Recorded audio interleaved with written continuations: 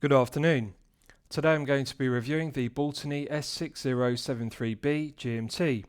This watch is available from baltany.com for $219 which is €210. So firstly, let's look at the box that the watch comes in, and then I'll talk you through the specifications of the piece. So the watch comes in this cardboard box. There's a ribbon. You pull on the ribbon to withdraw the drawer from the sleeve, and inside it houses a tan-toned travel case, as you can see, which is made from vinyl PU leather. So I'll take that out and show it to you. Very aesthetically pleasing, Baltany embossed on the flap, and it has a strap going around it which is secured by brass rivets. Now inside, good attention to detail, because we also have this piece of PU leather or vinyl, and this goes in between the case back and also the bracelet clasp, and it prevents the bracelet clasp rubbing against the case back, scuffing and scratching it. So it's a very well thought through design. Flawless stitching to the perimeter, no loose stitches, nice grained tan tone to the vinyl or PU leather. Baltany deserve credit here, because they could have used the default option of a plastic or cardboard watch box, bearing in mind this is a low tier price point piece at €210. But this PU leather travel case is aesthetically pleasing and good quality, and I like it. So inside the drawer you also get a cardboard envelope, which I'll take out and show you. It's branded with Baltany's logo in gilt, and I'll show you what it contains. So inside we have the owner's instruction manual, clear concise diagrams. The instructions are in English, and it details the operation of the movement use, which is the Seiko NH34A automatic. This is the plastic warranty card, and on the reverse it's stamped with Baltany Watch Co. And we also have the date of purchase and the reference number of the retailer code. It details the terms and conditions of the international warranty. Now, I'm pleased to report that the S6073B GMT is covered by a 2-year international warranty. Often at this price point in the low tier, one would expect a 12-month warranty, so to get 2 years of international warranty is very good. You also get a branded microfiber polishing cloth. I always think it's a nice touch to get a branded microfiber polishing cloth, irrespective of the price point of a piece. This is the spring bar tool that comes with the watch, and it's branded with Baltany, 2-prong fork at one end and a push pin at the other end. And lastly, one also gets this 1.2mm screwdriver, which is good for resizing the bracelet screw pins in the oyster style bracelet. Hardened tool steel tip, which is replaceable if it becomes blunt and damaged. Knurled stainless steel shank, and we also have a rotating head which is knurled. So very good quality, 1.2mm jeweler screwdriver. Nice to get that included. So with regards to the specifications of the piece, the Baltany S6073B GMT is clearly an homage to the Tudor Black Bay Pro. So very similar proportions to the Black Bay Pro. We have a 39mm case diameter. We have a lug-to-lug measurement of 48.5mm, a thickness of 13.2mm, and a lug width of 20mm. The oyster style bracelet tapers from 20mm at the lugs down to 16mm at the 2-button push clasp. And as you can see, the 2-button push clasp is signed to a good standard with Baltany's logo engraved in high definition engraving. 2-button push triggers have a nice firm resistance, beautiful luster to the brushed satin finishing to the top side and also the flanks, and there's a nice large mirror polished bevel which marks the transition between the outer body and the flanks. Now, the negative is it only has 3 micro adjustment holes. I would like to see Baltany drill 2 more holes, 1 in each flank, to give 4 micro adjustments, because 3 is the minimum. Now bear in mind there is an absence of half links in the oyster style bracelet. So 3 micro adjustments is the minimum, but sometimes it's just not enough to get the correct fit, because adding or subtracting a full oyster style link isn't enough. Sometimes you need 4 micro adjustment holes just to fine tune the fit to get it perfect, not too tight or too loose. Very easy for Baltany to correct if they drill an additional 2 holes in the flanks of the clasp, but the clasp is very well finished and a nice heavy gauge to it. We have a sapphire crystal which is double domed, and it's got a box top hat profile to it. So very aesthetically pleasing, because it does give the aesthetic of a vintage acrylic or Hesselite crystal, but it lacks the distortion and the magnification effect of a single dome crystal or an acrylic crystal. Now bearing in mind this is an homage to the Black Bay Pro, it does look very similar to the crystal used in the Black Bay Pro. One thing I like about this piece above all else is the shallow depth of this stainless steel rehaut. Often it's the case with NH series powered pieces such as NH35A and NH34A powered pieces respectively. They have a deep rehort which doesn't look good. This rehort is very shallow, bearing in mind it uses the NH34A. Now, Baltany have made the correct decision because had they used a flat sapphire crystal, they would have had to use a deep rehort, as one would expect. Now, the reason why so many brands use deep rehorts on NH series powered pieces is because the NH35A and the NH34A have a tall cannon pinion stack height. So that means there needs to be more clearance for the second hand sitting on top of the cannon pinion in order for it to have adequate clearance beneath the sapphire crystal. So when they use a flat sapphire crystal, they have to use a deep rehort to make the dial deeper, enough depth away from the underside of the sapphire crystal, otherwise the second hand would foul it. But what Baltany have done is they've made the correct decision, because you can see the box top hat crystal has a tall profile, and that means the centre of it can sit closer to the top of the cannon pinion where the second hand is pressed in, and the second hand isn't going to foul it, and they can still use a slender low profile rehort. The dial isn't too deep beneath the crystal. So clarity is good, legibility is good, and it also looks more aesthetically pleasing having a shallow rehort as per the Black Bay Pro, which this is an homage to. The dial is very well executed. Same dial layout as the Black Bay Pro. The gilt chapter ring minute ticks are very well printed in high definition printing. The font of the Baltany logo is good. It's nice and fine and crisp and high definition. And at 6 o'clock we have GMT in contrasting orange, which matches the contrasting GMT snowflake hour hand. Automatic in gilt and 660 feet equals 200 meters. So just the right amount of information. They haven't over branded or cluttered the dial with too much text. It looks balanced. The symmetry is good, and the date complication at 3 is good as per the Black Bay Pro. So white date wheel with black Arabic numerals is correctly proportioned. The font used on the Arabic numerals is good. It's not too thick and therefore they're not blurry. The definition is good, the quality of the printing is good, and also the alignment is correct because the double Arabic numerals aren't too far to the left or the right. They are central in the date window, so they've got the alignment correct. Quality of the printing to the C3 Patina Superluminova on the indices is good. And there's also a perfect colour tone match, and I want to give credit to Baltany here because often low-tier Chinese brands have a problem with matching the daylight colour tone of peach patina lume. For example, they'll apply 5 to 6 layers of patina lume on the printed indices on the dial and only 3 to 4 layers on the snowflake handset, and therefore you'll get a colour tone mismatch. The dial will look peach tone, but the handset will look lighter, it will look white, for example, or cream. But Baltany have got the peach tone perfectly matched. If you look at the patina lume, the C3 in peach, it's exactly the same tone on the printed indices on the dial and the snowflake handset. The other thing I like is the proportions of the snowflake handset. They do look very similar to the Black Bay Pro, which this is an homage to. Often it's the case with Chinese low-tier brands, they undersize the hands, they are too underproportioned and also too short. But if you look at the minute hand, you can see the tip of it extends all the way to the minute ticks on the chapter ring. The contrasting GMT orange hour hand in a snowflake design, the tip of it also extends to the chapter ring, and also the snowflake hour hand is correctly proportioned because it extends nearly to the printed indices. So the length of the handset and the proportions are correct, and the quality of the mirror polishing is excellent, and as you can see it gives a nice contrast. The legibility is good because the mirror polishing catches the light, but the AR coating does a good job of reducing the glare and the highly reflective nature of the box top hat profile double dome sapphire crystal.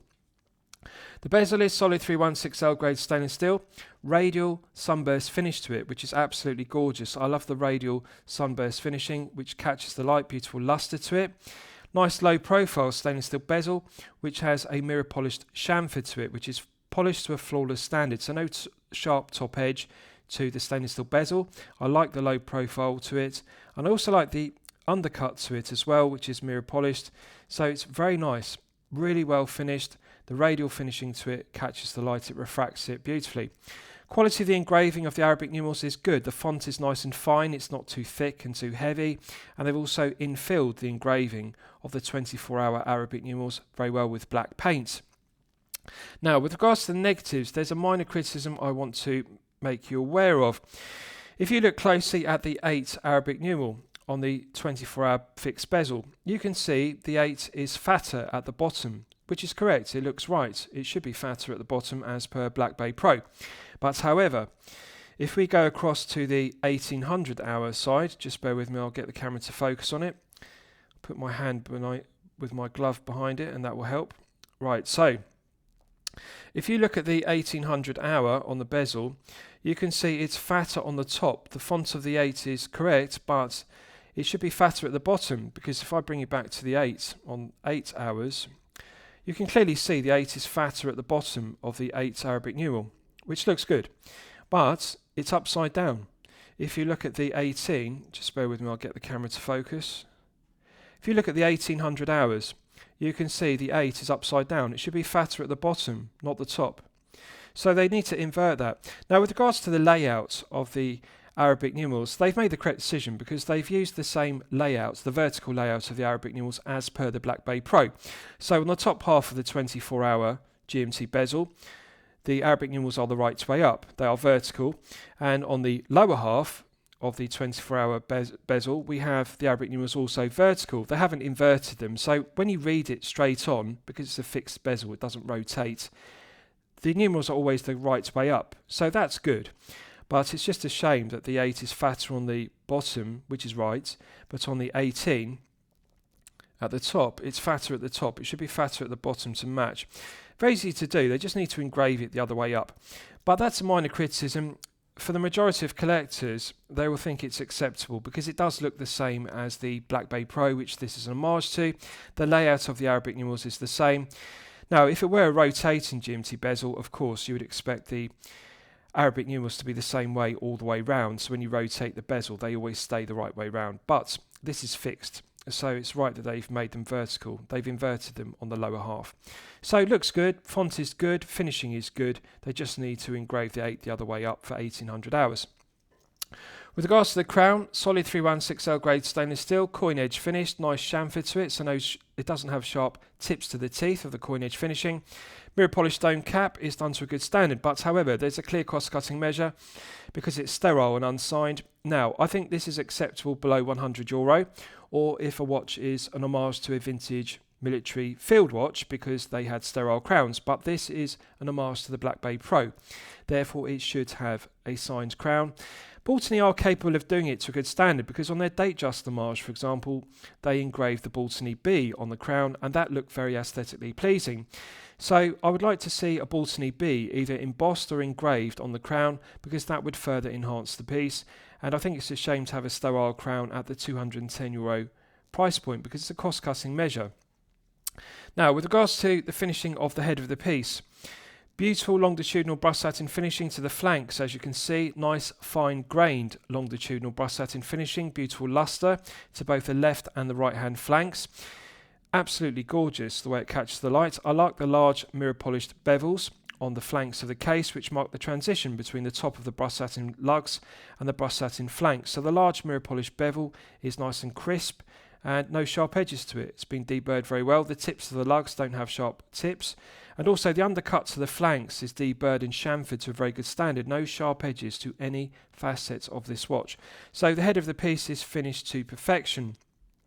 Let's look at the bracelet and the end links. Female pivotal end links are the correct choice because they allow the end link in the oyster style bracelet to articulate and pull the end link in the bracelet snug to the wrist. Had they used male end links, they would have extended the effective lug to lug measurement beyond 48.5.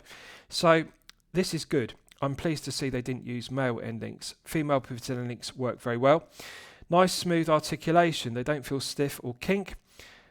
Minimal lateral side play, up and down play, longitudinal play. So they feel nice and tight. They don't rattle, but they articulate smoothly. So this is an example to other low-tier Chinese brands of how to get the tolerances, the quality control, the build's quality, the interference fit correct. It's smooth, articulates freely, but doesn't have too much play. Quality of the finishing to the bracelet is fantastic. Beautiful luster to the brush satin finishing to the top side and underside of the oyster style bracelet, and that contrasts with the flawless mirror polishing to the flanks. No sharp edges to the top edge or lower edge of the flanks, doesn't pull arm hair, and the bracelet doesn't kink. It's not stiff, but it also doesn't rattle, so each of the links articulates smoothly. They don't have stiff links which kink. They articulate freely. They don't rattle. We don't have excessive play. And I'm pleased to see screw pins used rather than push pins as a cross-cutting measure.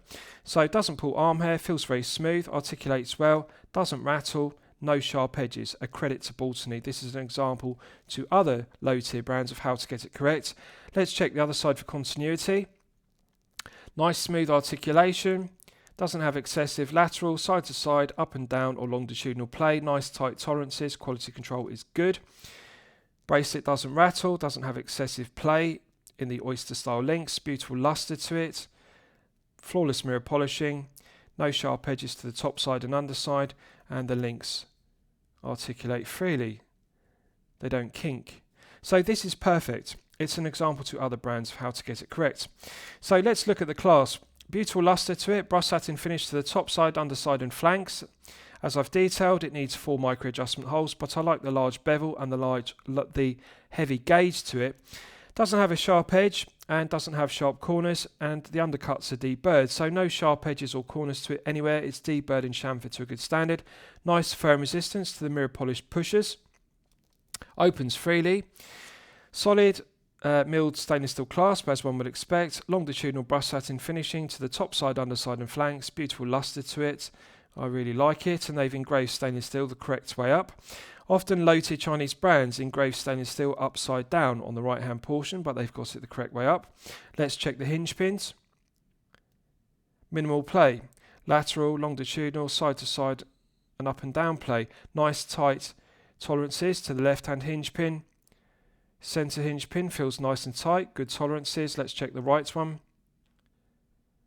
Again, minimal play. Very impressive. So all 3 pins, left pin, centre pin, right hand hinge pin, are good. Tight tolerances, build quality, quality control are all good. No sharp edges to the top side or underside to the flanks. This has been deburred and chamfered very well. Doesn't have sharp corners to the centre. This is an example of how to get finishing correct. Beautiful luster, but also nice tight tolerances on the hinge pins. No sharp edges whatsoever. A good quality 2-button push clasp. And I really like it. It's a good quality milled clasp. So I'll show you the case back. Solid 316L grade stainless steel, concentric CNC lathe tool machining to it. It's sterile as per a Black Bay Pro case back. I like the way the concentric CNC lathe tool machining refracts the light. So coin edge finish to it, but the teeth have been deburred very well, so the coin edge teeth don't feel sharp. Does look very similar to a Rolex or Tudor case back. The thing I like about it is it's very low profile and flat. We're not looking at a deep bubble back case back. Now bear in mind, this is the kind of flat case back one would expect to see on a quartz powered or a manual wind powered piece. But this is an automatic with a rotor, and therefore it needs adequate clearance. The other thing is, this isn't 100 meters of hermetic seal. This is a 200 meter water resistant case back. So it's very good. They haven't made it too thick. It's nice and low profile and nice and thin, and the quality of the finishing is excellent. I like that it's sterile because there's no engraving which feels sharp or rough, so this feels very smooth and comfortable against the wrist.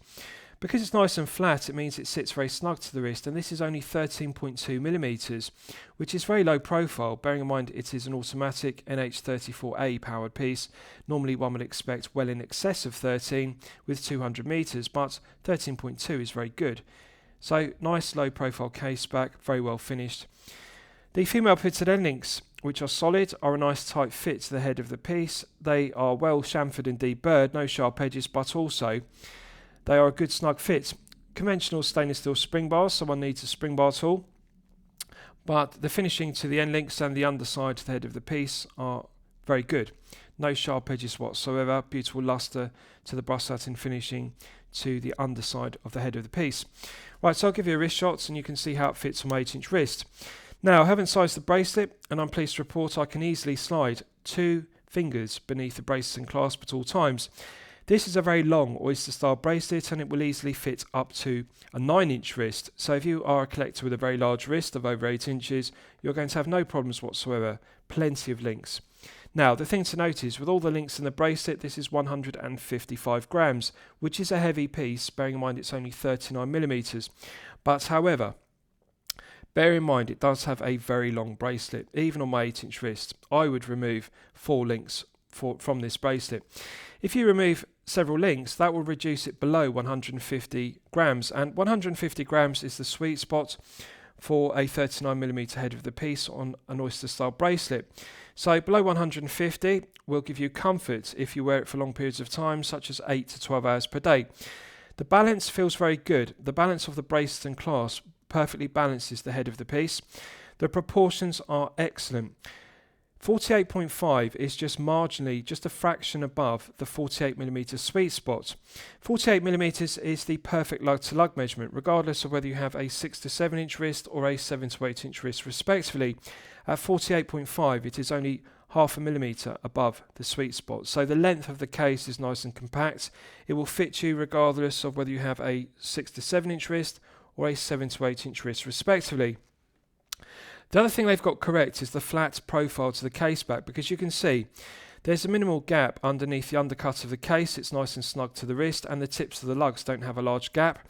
Also, the female pivoted end links rather than male end links pull the end link in the oyster style bracelet snug to the wrist. So, wraps around the wrist rather than sitting on top of the wrist like a slab of 316L grade stainless steel. Beautiful proportions, 39mm by 48.5. Very good proportions. They've also made the correct decision by using the 20 to 16 oyster style bracelet taper. This is perfection personified. 20 to 16 is the ultimate. It is the perfect oyster style bracelet taper, and it articulates very smoothly around the wrist. No stiff links, no sharp edges, doesn't pull arm hair. Beautiful luster to it. 20 to 16 is the perfect taper for a 39mm, so it does look visually very similar to a Black Bay Pro, which it is an homage to. And the thing I like about it above all else is the slender rehorse, as I've detailed. Usually on an NH35A or an NH34A powered piece, this would have a very deep rehorse and a flat sapphire crystal, but the benefit of having the box top hat style crystal is it allows for clearance above the cannon pinion and second hand, and we've got that nice shallow rehorse, so very aesthetically pleasing. It does look more like a Black Bay Pro due to the shallow rehorse rather than having a very deep rehorse. The clarity and legibility of the dial is good because the dial is also close to the underside of the crystal, as you can see. So fantastic proportions, feel good factor is good, comfort level is good, it feels balanced, it doesn't feel top heavy like a slab on top of the wrist. I like everything about it, very aesthetically pleasing. The radial brushed satin finishing to the bezel catches the light, and it's also got a nice mirror polished chamfer to it, so the finishing to the bezel is fantastic, and it complements the large bevels machined on the edges of the case, which mark the transition between the tops of the lugs and the flanks. Beautiful, gorgeous box top hat crystal, which gives it a vintage aesthetic, and I love the patina Lume on the snowflake handset, and the peach tone of it is just gorgeous. So good looking piece, comfort is there, feel good factor is there, balance is there. Everything about the proportions and finishing are outstanding, it's sublime. So let's test the screw down crown execution. Solid milled 316L grade stainless steel crown, as one would expect. Coin edge finish to it, has a nice chamfer, so no sharp edges to the tips of the teeth. But the mirror polished domed cap is a cost cutting measure, so they need to sign it. Let's test the action. Absolutely silky smooth. This is sublime screw down crown execution. They could not improve upon this. It really is close to Rolex or Tudor level. Minimum number of turns to unscrew it, but it feels silky smooth. No friction whatsoever. There's a perfect interface between the internal crown and the internal crown thread and the external thread of the stainless steel crown tube. So when it's unscrewed, we're now in the manual wind position. One can manually wind the NH35A automatic to its maximum 41-hour power reserve. Nice medium frame resistance. You can feel the tension in the mainspring gradually building up, so it's an absolute pleasure to manually wind the NH35A. Feels very good. Putting it out to the first click position is the quick set date complication. Now if I rotate the crown anti-clockwise, you can see the quick set complication clicks over with a nice positive click. So I like the solid indexing of the NH34A. There's no discernible difference between the 35A and the 34A.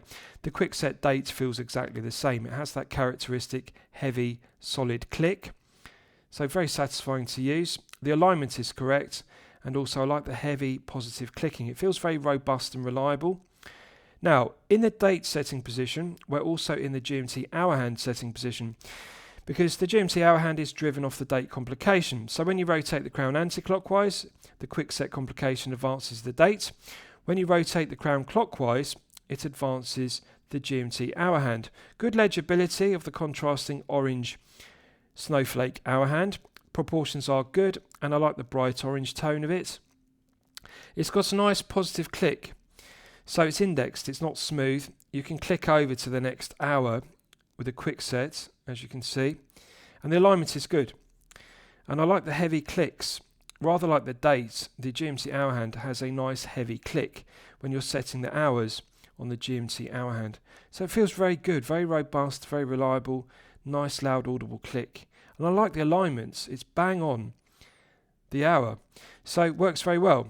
And anti-clockwise, the quick set complication of the dates works very well as well. Clicks over with a good positive click. The NH34A is a really good GMT movement. I like the heavy clicks of the dates, and I like the heavy clicks of the indexed GMT hour hand. Putting it out to the second click position is the time setting position, which hacks the movement. And as you can see, looking at the snowflake second hand, it's now stopped dead. So it's possible to set the time precisely to the second with the NH34A.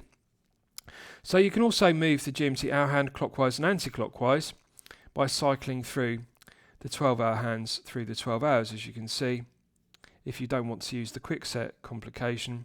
So it's possible to move the GMT hour hand anti-clockwise as well as clockwise. And feels nice and firm. I like the gearing, feels nice and solid, but smooth, both clockwise and anti-clockwise. Feels very robust.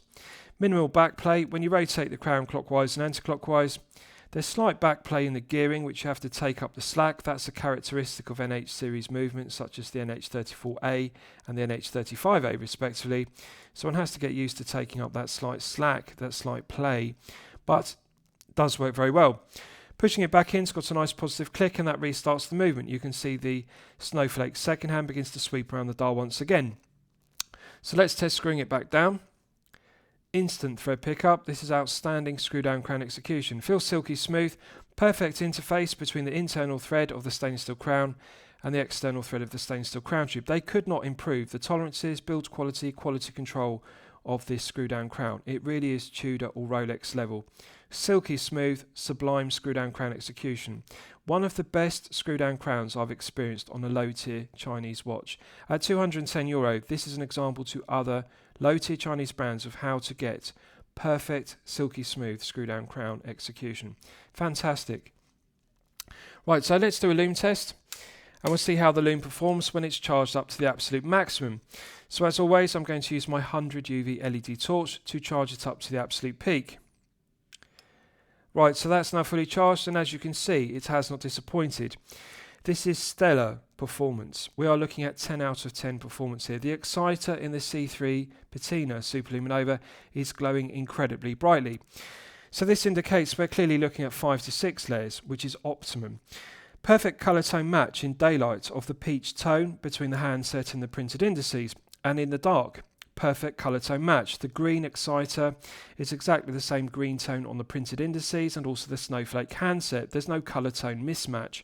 So the exciter is glowing brightly, and it will continue to glow for a good length of time as per 5 to 6 layers of performance. I really like the green tone, and I think they've made the correct decision by using green C3 Patina Lume rather than using BGW9, which would glow blue, because the peach patina tone of C3 looks very aesthetically pleasing, and it does look like a Tudor Black Bay Pro, which this is an homage to in daylight. So the peach tone in daylight is nice, but in the dark the green tone is also nice. This is stellar performance. It really is some of the best performing C3 Superluminova I've seen, and certainly at this price point in the low tier. It is an example to other Chinese low tier brands of how to get it correct. Perfect colour tone match in daylight of the peach, and perfect colour tone match of the green. The printed indices and the handset have the exact same tone. They don't look darker or lighter on the indices or darker or lighter on the hands. They are exactly the same green tone of C3 Superluminova. So good large area, good large plots on the snowflake hands as per the Black Bay Pro. Also, the printed indices are correctly proportioned. Nice large area, good plot of C3, 5 to 6 layers applied on the handset, 5 to 6 on the dial. They really couldn't improve upon this. It's fantastic. It is stellar performance. This is the kind of performance one would expect to see on a Tudor Black Bay Pro. Now bear in mind, this is a lot less expensive at €210, but one is getting the same level of performance as on a Tudor Black Bay Pro, which is a mid-tier piece. So Baltany deserve credit. No cost cutting with regards to production costs whatsoever on the C3 Patina Super Lume Nova. This is fantastic performance. Right, so let's discuss the movement use, because it's one of my favourite aspects of the piece. So, you'll all be familiar with the Seiko NH34A Automatic, which is made in Malaysia. The architecture of the NH34A is the same as the NH35A respectively. The only difference is they add a GMT hour hand to the cannon pinion, which is driven off the date complication, as I've demonstrated. But other than that, the architecture of the 35A and 34A are the same. So the 35A is reliable, well proven workhorse movements. It's been in service since 2011. And then in 2022, Seiko introduced the NH34A with a GMT hour hand added to it and created the NH34A. So from 2022 to 2025, it is a reliable, well-proven workhorse movement. No reliability issues whatsoever. It's robust, it's solid, it's reliable, accuracy is good, and also power reserve is good. So everything about it works very well, hand winding and hacking. It has 21 joules, it runs at 21,600 vibrations per hour and a frequency of 3 Hz. Hand winding and hacking works well, quick set date complication works well, and also the quick set GMT hour hand complication works well, as I've demonstrated. 41-hour power reserve is perfectly acceptable. The stated accuracy of the NH34A is -20 to +40 seconds per day, so a rather wide accuracy range. However, I'm pleased to report that Baltany are doing an excellent job of regulating the NH34As they're using. This one is running consistently at +6 seconds per day, which is actually within chronometer grade accuracy of -4 to +6. So +6 seconds per day is well within the -20 to +40 stated accuracy, and very impressive. They're clearly regulating their movements in 5 positions to get them down to +6. So excellent movement. The correct choice at this price point. It's reliable, it's well proven, accuracy is good, power reserve is good. The hand winding and hacking work well, quick set date complication and the GMT hour hand quick set all work well. I think they've made the right decision by using the NH34A. Now, the negative of it usually is a deep rehort, but Baltany have got over this problem because, as you can see, slender rehorts. One would expect a deep rehort as per the NH35A or NH34A power pieces, but nice and slender and still has clearance, still has 200 meters of hermetic seal. So we're looking at correct decision after correct decision. And I think the movement is the right choice, but also they've made the rehort shallow rather than too deep. So they've made the right choice with that. So last I'll summarise the piece. What do I think of it overall? Well, when I'm considering reviewing a watch on my channel, the watch will meet 2 criteria. It should be both excellent quality and excellent value at the respective price point. So low tier piece, the price point is €210. Yes, this is unquestionably excellent quality, and yes, it is unquestionably excellent value at €210. There are some negatives, some cost-cutting measures. The 8 Arabic numeral is fatter at the bottom here, which is correct, but on the 1800 hour, the 8 is upside down, so they need to invert that and correct it.